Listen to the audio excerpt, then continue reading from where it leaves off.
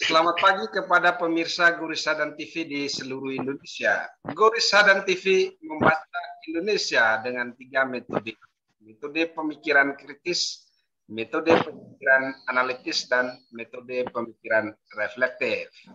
Pemirsa Gurisadan TV di seluruh Indonesia, pada hari ini kita kedatangan tamu yang sangat istimewa ya.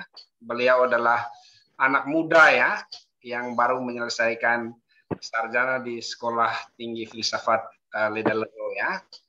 Namanya adalah Ferdinandus Jahalut ya. Sehari-hari beliau adalah wartawan ya, dan juga mempunyai konsentrasi secara khusus di desa ya, jadi peminat desa lah ya. Cukup banyak tulisan beliau terkait dengan desa. Dan pada pagi hari ini, para pemirsa yang kami cintai, kita secara khusus mendiskusikan tentang nasib perempuan dalam pilkades di Manggarai dan juga di Manggarai Timur ya. Nah, perlu pemirsa ketahui bahwa ada sekitar 94 ya di Manggarai yang menghadapi pemilihan kepala desa, dan di Manggarai Timur itu ada sekitar 27 desa ya. Dan selanjutnya, saya memberikan kesempatan yang lebih banyak kepada tamu kita, Adik Ferdinand. Silakan. Baik, terima kasih Pak Goris. Selamat pagi, salam jumpa untuk para pemirsa Gurisadan TV di seluruh Indonesia. Salam sehat. Pertama-tama tentu saya patut mengucapkan terima kasih kepada Pak Goris yang telah mengundang saya untuk berbicara di forum ini, ya, Gurisadan TV. Ini merupakan sebuah kesempatan berrahmat dan sangat berharga bagi saya. Karena itu sekali lagi saya mengucapkan terima kasih untuk kesempatan ini. Kedua, tadi Pak Goris meminta saya untuk memperkenalkan diri secara singkat ya. Nama lengkap saya Ferdinandus Jahalut, bisa dipanggil Ferdi. Saya menyelesaikan studi filsafat di Sekolah Tinggi Filsafat Katolik Lidalero dan sekarang berprofesi sebagai wartawan, sebagai redaktur di Fox NTT, dan juga menjadi pemerhati desa. Lebih dari itu, sebenarnya saya punya ketertarikan yang besar dalam dunia politik. Ketertarikan itu sebenarnya sudah mulai tumbuh sejak saya berada di bangku SMA. Karena itu tulisan-tulisan saya sejak SMA sampai sekarang lebih banyak berkutat dengan tema politik.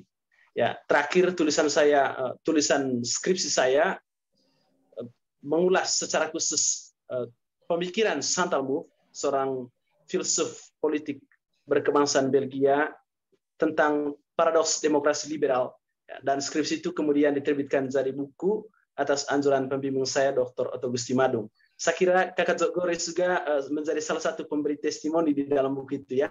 Ya, siap. Karena itu sekali lagi saya mengucapkan terima kasih. Baik, apakah saya langsung masuk ke tema? Langsung. Oh ya, terima kasih. Jadi pada kesempatan ini saya diminta untuk berbicara tentang nasib perempuan dalam pilkades di Manggarai. Ya, meskipun ini sebenarnya tema yang bagus kalau diulas lebih luas lagi ya, karena memang persoalan gender ini sebenarnya bukan persoalan di Manggarai saja, tapi persoalan di seluruh dunia. Pertama yang patut kita bicarakan adalah soal peluang perempuan berkiprah di ranah politik atau terlibat dalam pentas pilkades di Manggarai.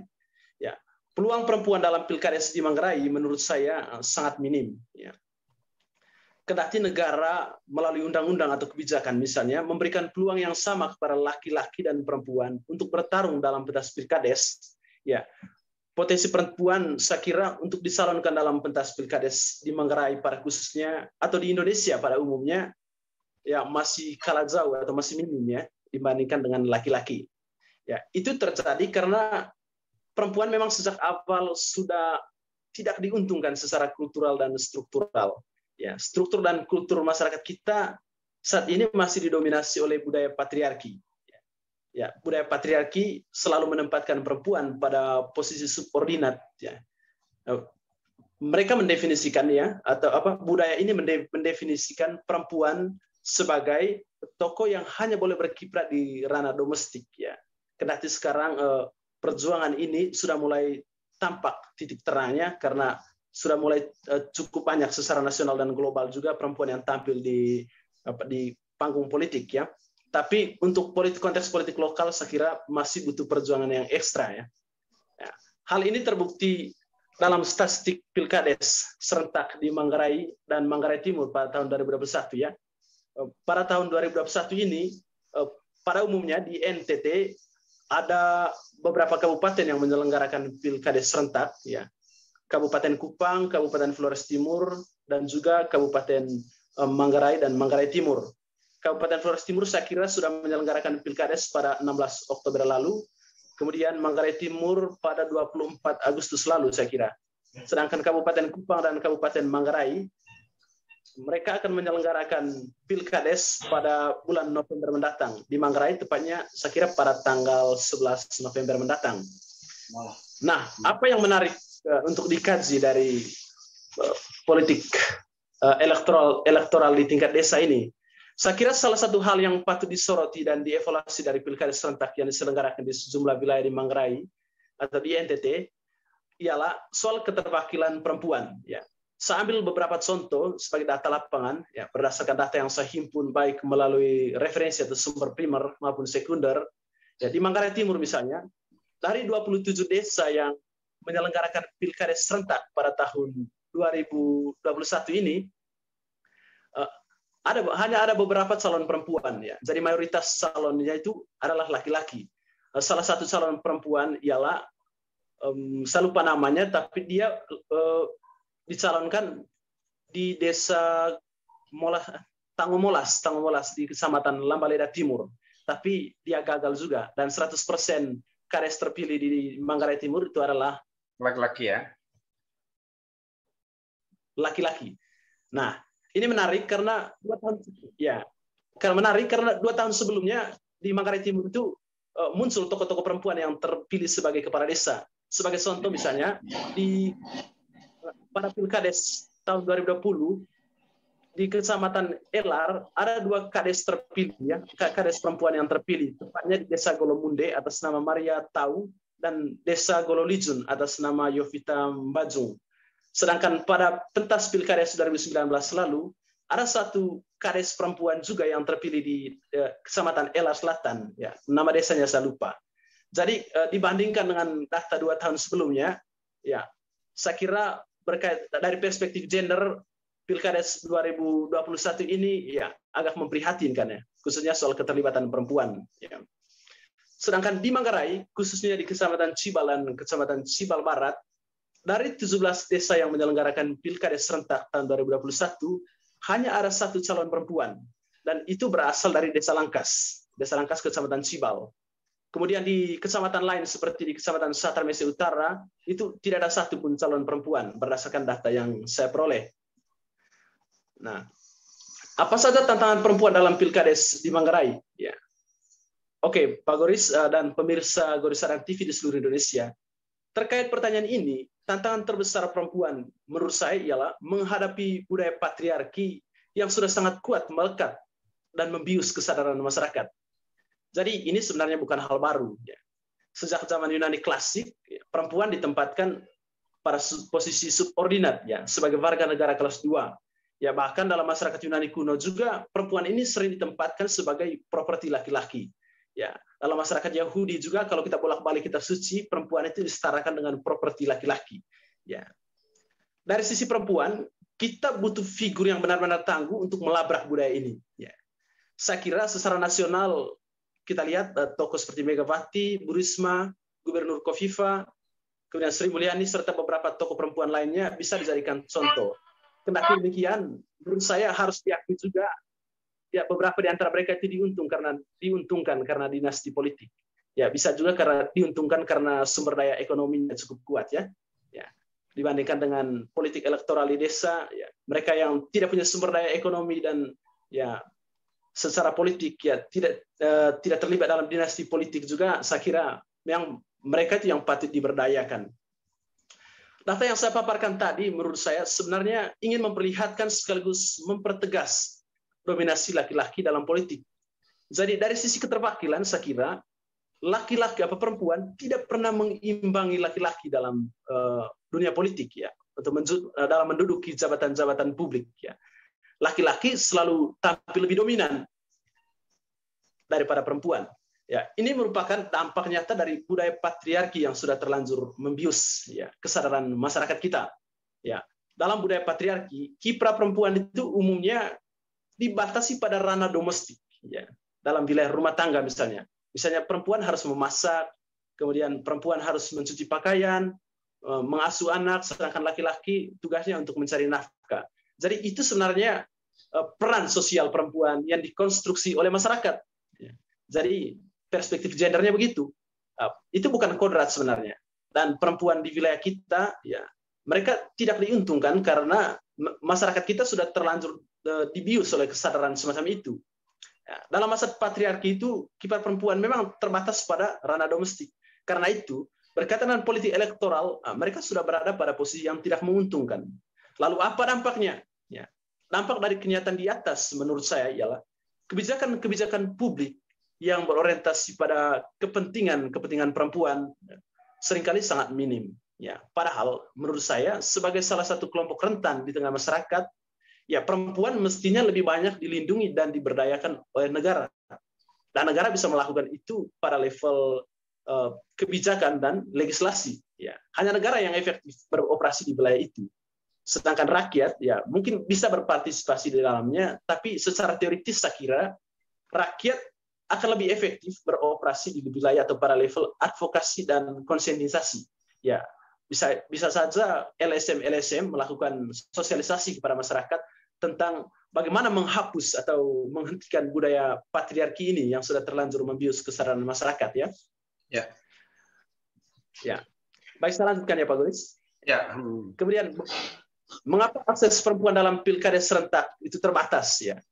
Jadi selain terhambat oleh budaya patriarki, akses perempuan saya kira dalam pilkada serentak terbatas juga terjadi karena tidak adanya regulasi yang memberikan tindakan afirmatif terhadap perempuan. Ya, mengapa ini saya tekankan? Sebab perempuan yang secara kultural sudah tidak beruntung, tidak mungkin bisa bersaing dengan level yang sama dengan laki-laki dalam merebut dukungan publik dalam pentas pilkades. Ya. Ibarat singa dan domba bertarung pada medan yang sama untuk memakan apa? Yang jelas singa akan memakan domba ya. Ya. Karena mereka punya kapasitas dan kemampuan berbeda-beda. Jadi begitulah kalau misalnya hukum tidak memberdayakan kaum yang lemah. Ya. Saya kira demikian. Kemudian rekomendasi apa dari saya untuk meningkatkan kepemimpinan perempuan? Jadi saya merekomendasikan untuk memberikan tindakan afirmatif terhadap perempuan, kelompok perempuan. Ya, misalnya dengan memberikan kuota khusus atau meringankan persyaratan untuk calon perempuan dalam pentas pilkades. Langkah ini mungkin tidak sepenuhnya akan berhasil, mengingat partisipasi dan keterwakilan perempuan dalam pentas pilkades akan selalu terganjal oleh pola pikir patriarki masyarakat dalam memilih pemimpin.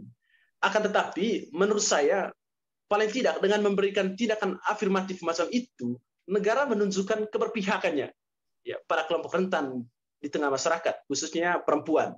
Ya, logika dasar di balik kebijakan itu menurut saya ialah perempuan dalam pentas pilkades. Logika dasar di balik kebijakan itu menurut saya ialah sebagai manusia, perempuan itu memiliki kedudukan yang setara dengan laki-laki. Ya. Ini bukan saja terkait dengan status ontologisnya sebagai manusia, tapi ini terkait peran sosialnya yang dikonstruksi oleh masyarakat. Jadi ada kesetaraan gender sebenarnya. Saya kira dalam konteks ini saya sepakat dengan pernyataan yang pernah disampaikan oleh Pak Rocky Gerung bahwa sebenarnya tindakan afirmatif semacam itu merupakan cicilan utang peradaban terhadap perempuan. Bayangkan, selama 20 abad ya perempuan ditempatkan pada posisi subordinat. Jadi utang itu sekarang harus pelan-pelan dibayar ya.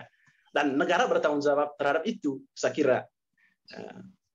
Sebagai counter opinion misalnya, jadi opini yang bertentangan dengan itu, misalnya sejumlah pertanyaan kritis dapat saja diajukan. Misalnya, apakah politik representatif atau representasi politik perempuan merupakan sebuah tujuan ensi atau tujuan dalam dirinya sendiri dalam demokrasi, ataukah itu hanya sebagai jalan atau sarana dalam mewujudkan kesejahteraan umum? Kemudian, seberapa penting kriteria perempuan atau laki-laki sebagai pemimpin dalam mewujudkan kesejahteraan umum. Apakah dijamin misalnya jika suatu komunitas politik dipimpin oleh perempuan, kepentingan-kepentingan perempuan terakomodasi dalam berbagai kebijakan publik? Ini pertanyaan-pertanyaan kritis yang perlu diajukan, saya kira. Nah, pertanyaan-pertanyaan di atas menurut saya bisa dijawab dari berbagai perspektif. Dari perspektif teori politik misalnya, pertanyaan-pertanyaan itu menggambarkan pergeseran paradigma dari politics of ideas, dari politik gagasan menuju politics of presence, dari politik kehadiran, dari politik gagasan menuju politik kehadiran. Ya, dari perspektif politik gagasan, keterwakilan perempuan dalam politik tidak menjadi isu prioritas, misalnya sejauh kepentingan-kepentingan mereka terakomodasi dalam kebijakan-kebijakan publik. Dalam konteks ini misalnya, ya, laki-laki yang memiliki wawasan feminis dapat saja dianggap sebagai wakil dari perempuan atau representasi perempuan. Ya, sejauh mereka secara konsisten menyuarakan kepentingan-kepentingan perempuan. Jadi tidak harus perempuan duduk di kursi DPR misalnya atau menjadi kepala desa, ya, tetapi ide-ide yang berpihak pada kepentingan mereka itu sudah menunjukkan keterwakilan itu. Namun dari sisi politics of presence itu tidak cukup. Ya, perempuan butuh kehadiran secara simbolik. Ya, jadi ada arti simbolik. Menurut perempuan, tidak cukup mereka misalnya memiliki wali di kursi legislatif, di kursi kepala desa misalnya. Ya, tidak cukup menurut mereka. Kendati mereka laki-laki misalnya secara konsisten memperjuangkan kepentingan mereka. Mengapa? Pertama, karena laki-laki tidak sepenuhnya memahami kepentingan-kepentingan perempuan. Ya. Aneka persoalan perempuan juga tidak sepenuhnya dipahami oleh laki-laki.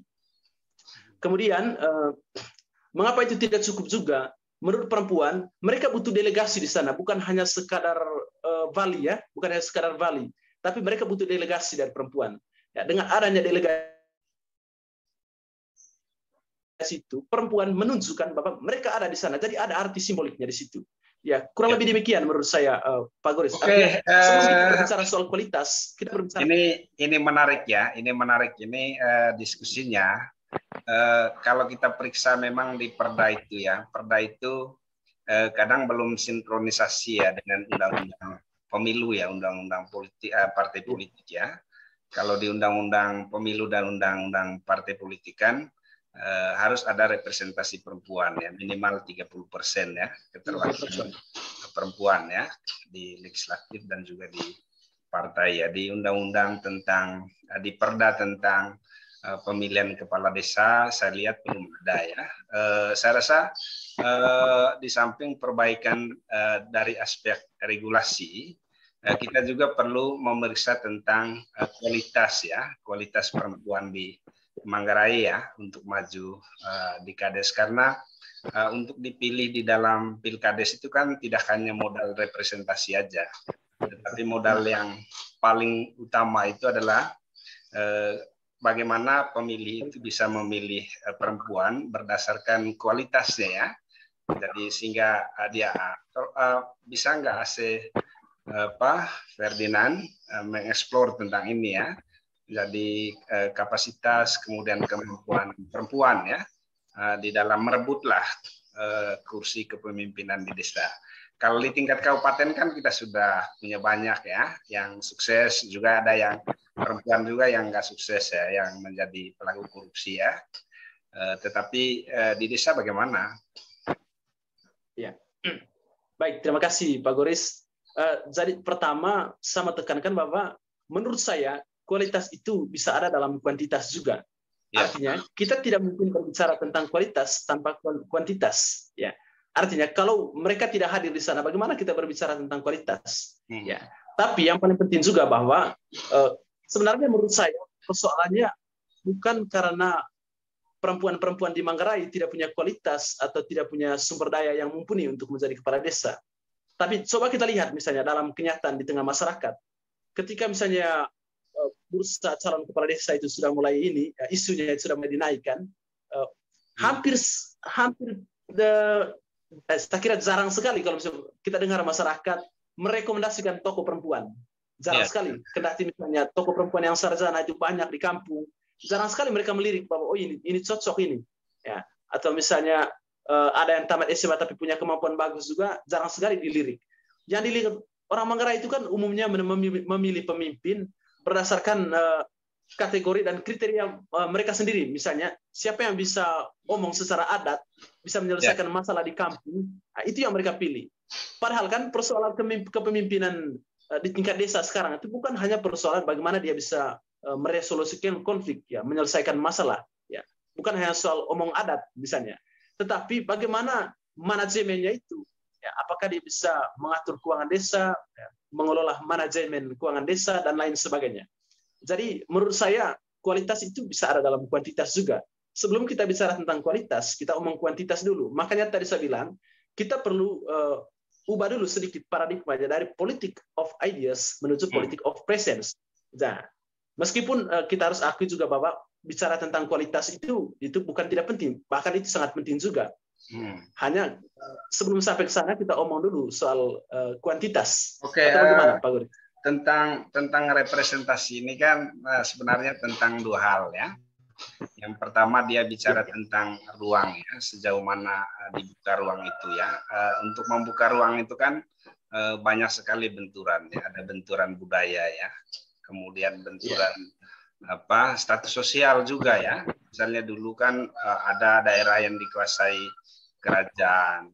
Kemudian kalau di Manggarai kan Tua Golo kan nggak ada yang orang nggak ada yang perempuan, toh.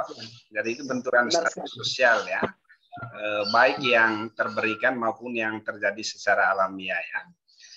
Tetapi itu tentang satu hal, ya. Hal lainnya sebenarnya adalah tentang tanggung jawab negara, ya, tanggung jawab negara untuk mengakomodasi yang namanya bagaimana menjaga dan memelihara emansipasi di dalam masyarakat, ya.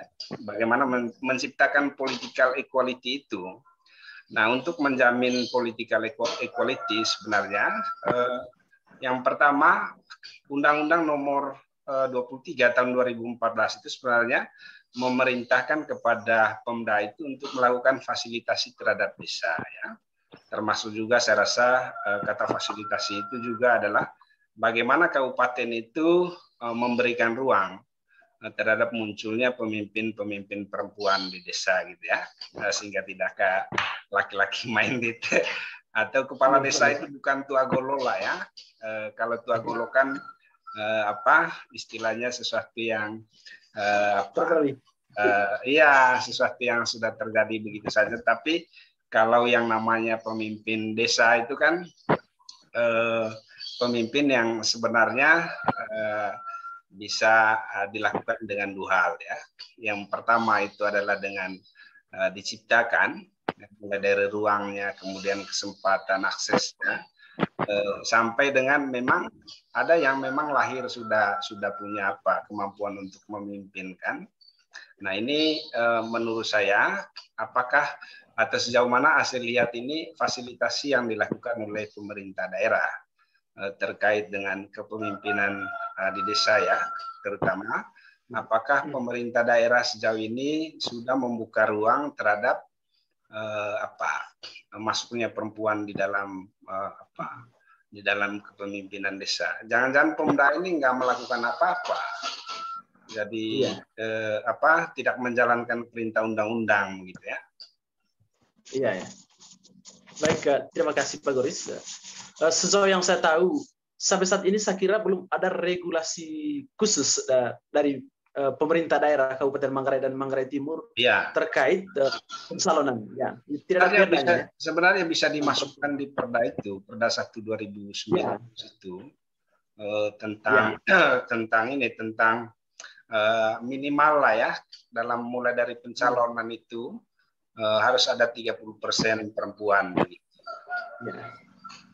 Jadi memang tindakan afirmatif itu sebenarnya yang kita butuhkan dari pemerintah daerah, karena menurut saya hanya negara yang efektif beroperasi di wilayah itu. Tapi menarik juga bahwa soal politik of ideas ini, saya kira pernyataan dari Bupati Manggarai Timur beberapa waktu lalu ketika ia melantik 7 kepala desa di Colol, Lembah Colol, patut juga dipertimbangkan. Saya kira itu bisa menjadi representasi politik of ideas. Hanya dia belum menyentuh juga politik of presence-nya. Misalnya dia katakan begini bahwa saya harapkan kepala desa yang terpilih ini ya mengalokasikan 30 juta untuk kegiatan PKK. Jadi perempuan menurut dia secara budaya sudah memiliki posisi terhormat. Misalnya dia katakan di Manggarai itu ada yang namanya acara Roko Molas Potso. Ya. Misal dalam acara pendirian rumah gendang di Manggarai ada acara Roko Molas Potso. Dia katakan itu menunjukkan bahwa perempuan dalam budaya Manggarai itu memiliki posisi yang strategis, bukan posisi yang strategis, posisi yang terhormat sebenarnya. Hanya kan yang kita tunggu sekarang kan soal kebijakan pemerintah. Bagaimana mengakomodasi kepentingan perempuan dalam pentas pilkades misalnya. Jadi kita butuh tindakan afirmatif dari pemerintah sebenarnya, bukan hanya sekedar ide begitu saja. Ya, bukan hanya sekedar wacana ya.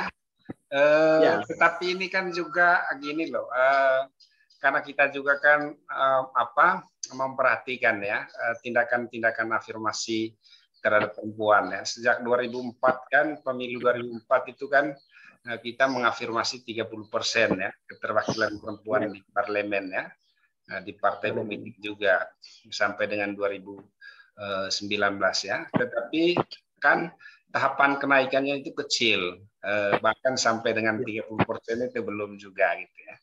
Nah, saya rasa kita juga perlu memeriksa ya kemampuan dan kapasitas di pihak perempuan sendiri ya. Karena begini, misalnya di dalam setiap pemilu, perempuan memilih perempuan itu justru membuat perempuan itu anti perempuan juga. Atau gerakan feminisme radikal itu justru berbahaya juga.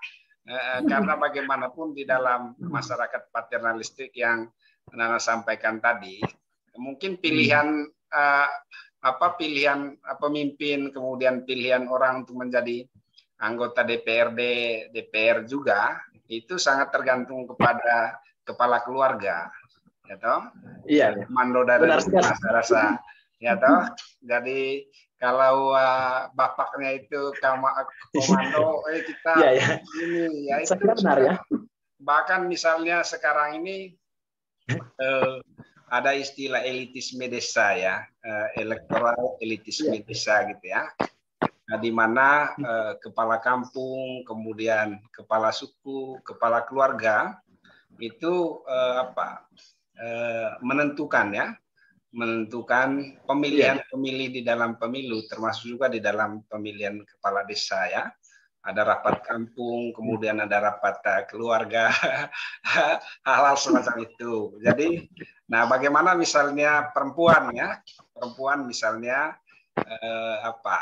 istilahnya menggunakan ruang-ruang ini untuk bersuara misalnya oke lah kita memilih dia, tapi apakah dia bisa memperjuangkan kepentingan perempuan atau tidak gitu kan? Jadi itu memang jadi persoalan mendasar juga ya saya kira ya di desa-desa di Manggarai, bahkan di seluruh Indonesia, khususnya di daerah-daerah yang budaya patriarkinya sangat kental. Jadi keputusan-keputusan strategis baik dalam rumah tangga maupun di ruang publik itu hampir pasti diambil alih oleh laki-laki ya. Bahkan di kampung seperti yang Pak Goris jelaskan tadi, dalam memilih pemimpin juga ya laki-laki perempuan harus tunduk pada laki-laki ya. Belum soal pembagian kerjanya. Jadi semacam tidak ada kebebasan berpikir di dalam diri perempuan, dan mereka juga seolah-olah tidak punya kapasitas untuk berpikir mandiri, seolah-olah demikian ya. Karena mereka macam sudah dibius oleh kesadaran ya yang sudah terlanjur menyebar luas di masyarakat, yaitu kesadaran akan mereka sudah terlanjur dibius oleh budaya patriarki ya, dan itu sudah membius kesadaran mereka. Jadi memang butuh, macam saya bilang tadi, LSM juga saya kira perlu melakukan sosialisasi ya sebagai upaya konsientisasi ya, upaya penyadaran. Jadi perlu ada tindakan-tindakan khusus juga dari lembaga swadaya masyarakat. Saya kira forum macam ini juga baik untuk pendidikan politik perempuan ya Pak. Ya, Pak Goris. Ya. Jadi gini ya, yang catatan AC itu menarik sekali sebenarnya. Tetapi juga kan kita periksa juga siapa sih yang bertanggung jawab di dalam melakukan deliberasi politik ya terhadap perempuan ya, supaya perempuan itu sadar dengan hak politiknya, bahwa keterwakilan politik bagi perempuan itu sangat penting, representasi itu sangat penting ya. Tetapi kalau representasi di dalam negara demokrasi, di dalam masyarakat yang demokratis, itu kan dia harus bertarung, berkompetisi dengan yang lain ya. Dan di dalam pertarungan itu, ya orang biasanya diuji berdasarkan kualitas individunya. Tetapi kalau misalnya perempuan di dalam kehidupan sehari-hari belum menampakkan kualitas individunya, maka kemudian ini mungkin problemnya di perempuan sendiri ya, atau di negara juga karena gagal melakukan pendidikan politik terhadap perempuan, atau pendidikan politik terhadap perempuan tidak pernah dilakukan ya, atau juga mungkin akses dan kesempatan terhadap perempuan itu sendiri yang terbatas. Nah, tetapi kalau tidak, berarti kan ada yang keliru di dalam metode pemilihan kepala desa kita. Misalnya kita memeriksa nih, panitia pemilihan kepala desa itu kan BPD. Nah, periksa dong anggota BPD di setiap desa itu, mayoritas laki-laki apa perempuan? Atau apakah seimbang antara perempuan dan laki-lakinya? Nah, jangan-jangan ada perempuan yang berkualitas tetapi mereka tidak memasukkan ya, atau tidak mengusulkan untuk diberi akses ya, diberi ruang ya untuk dicalonkan, kira-kira begitu. Nah, Ase bisa lihat nggak hal-hal semacam ini di misalnya ada 1-2 desa yang mirip seperti itu? Ya, memang benar seperti yang Pak Goris sampaikan. Pertama, saya bicara tentang akses ya. Memang kalau dari sudut pandang demokrasi liberal, memang kita dibiarkan untuk bertarung bebas ya. Tapi kan seperti saya katakan tadi, itu kan ibarat kita membiarkan domba dan singa untuk bertarung mau makan apa. Ya, jadi sebenarnya kita butuh tindakan afirmatif dari negara. Ya, jadi harus ada tindakan afirmasi dari negara terhadap kelompok yang rentan, kelompok yang secara kultural sudah tidak diuntungkan di tengah masyarakat. Dan itu yang kita butuhkan supaya mereka bisa bersaing secara sehat. Ya, itu yang pertama. Yang kedua, menarik seperti yang Pak Goris katakan tadi. Coba periksa beberapa BPD di desa itu. Saya kira benar. Ketua BPD di desa beberapa desa di Kecamatan Cibal dan Cibal Barat, sejauh yang saya amati itu mayoritas laki-laki dan nyaris tidak ada perempuan. Ya, di desa Bangka ketua BPD-nya laki-laki. Dan kemudian kita lihat juga kalau misalnya kepala desanya laki-laki, ya hampir pasti yang dipilih untuk menjadi bendahara itu perempuan. Ya, entah karena apa. Dan yang bisa ditundukkan. Kalau itu suka politik dominasi itu. Kemudian kita lihat juga di beberapa desa juga, saya lihat kepala desanya laki-laki. Kemudian ia memilih perempuan untuk menjadi kepala seksi bagian pemerintahan. Tapi perempuannya tidak bisa buat apa-apa. Ketika misalnya kepala desanya keluar, yang seharusnya dia mengambil alih tugas kepala desa, tapi dia tidak bisa melakukan apa-apa. Memang agak problem juga kita bicara tentang politik representatif ini tanpa dibarengi dengan kualitas. Karena itu menurut saya anjuran dari Pak Goris tadi ya bisa jadi rekomendasi yang baik juga untuk pemerintah. Penting juga pendidikan politik untuk perempuan ya. Saya rasa Asep punya tanggung jawab untuk mendirikan sekolah perempuan desa ya. Kita bisa ini nanti kita bisa menjadi ini ya, menjadi fasilitator ya. Kita bisa susun kurikulumnya ya. Ini menarik sekali ini materinya ya.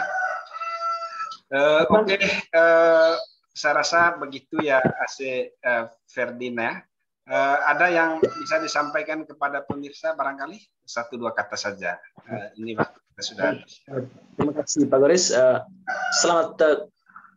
Salam jumpa untuk pemirsa Goris Sadan TV untuk seluruh Indonesia. Ya, harapan saya untuk para perempuan di seluruh Indonesia untuk tidak patah semangat dalam memperjuangkan emansipasi perempuan. Kita harus berjuang sampai titik darah penghabisan agar kesetaraan gender itu bisa terwujud ya. Dan jangan takut juga untuk mencalonkan diri jadi pejabat publik ya, baik itu jadi kepala desa, ya, jadi DPR, jadi bupati, jadi gubernur ya, dan lain sebagainya. Ya. Saya kira demikian Pak Goris. Terima kasih. Terima kasih banyak kepada Ase Ferdinand ya. Ini saya kasih PR aja untuk Ase Ferdinand ya. PR yang pertama itu diperlukan perlindungan politik terhadap perempuan ya. dalam bentuk politik afirmasi ya, salah satunya ya. Tetapi perlindungan politik yang lain itu adalah tugas dan tanggung jawab pemerintah untuk meningkatkan kapasitas perempuan. Itu bagian dari perlindungan politik ya. Nah, kemudian yang kedua, perlu sekali membuka ruang dan akses kepada perempuan ya, untuk meningkatkan kapasitas mereka ya, melalui apa saja ya, bidang ekonomi, bidang sosial ya, terutama juga bidang budaya ya.